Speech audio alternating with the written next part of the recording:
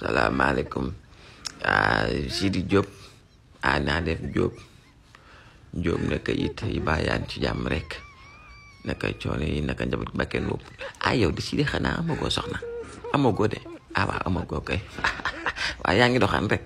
noonu la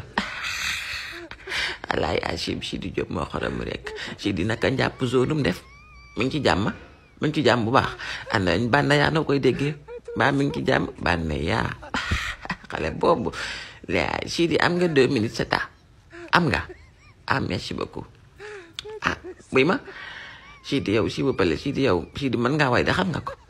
xamoo ko woon kay amande Sidi dama laa gis nga nekk ndaw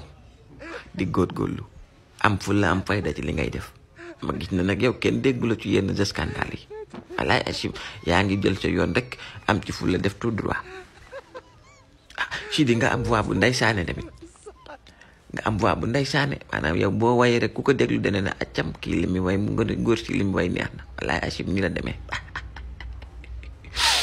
donc voix bu ndeysaane boobu nag ñun moom lañ soxla woon lañ la ko bëggoon a àbb sa voix bu ndeysaane boobu lañ la ko bëggoon nga àbb nga woyal ñu ci dund gu cher gi comme ñun dund gi danoo sonn nañ ko ne waxee nañ ko nu ne dégguñu ko dañoo bëggoon koo xam bu ko déggee ñi koy déglu dinañ ne ñu yor dund gu cher gi dinañ ndeysaan googu lañ ci bëggoon a am voix bu ndeysaane boobu lañ la bëggoon a àbb yow tam Sidi Diop pour nga wayal ñu dund gu cher gi wallaay nii rek la demee noo ko wayee baax boo mënoon way un truc du genre dund gi metti na loole fu ñu jëm borom réew mi kaay seedali Sénégal metti na loole seddaleen ma way ko man borom réew mi kaay seedali waaw non boo ma ci mënee ca ba xalaale sax nag wallaay moo ma ca gën a kenn musuma way bu ko defee nga way ma waaye li ci ëpp solo daal Sidi wallaay mooy nga wayal ñu dund gu cher gi sa voix ndeysaane na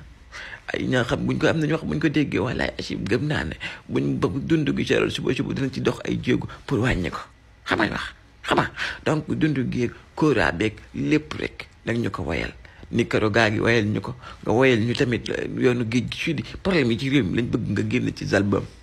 boo ko mënee tuddee sax problème Sénégal album bi tuddeel ñu ko problème Sénégal loo gaaw xet na Sidi yow ko am inspiration nga dégg yow gis naa la yow ak Sidath Thioune fa nga toog ngay toog di fent loo xam ne rappeurs yi mënuñu ko mbalaxkat yi mënuñu ko leer na mën ngaa dindi album mën nga ko génne ci journée wallaay mën nga ko ñu ngi lay déglu dégg nga de waaw Kumba Diop wallaay Sidi Diop moo xaram rek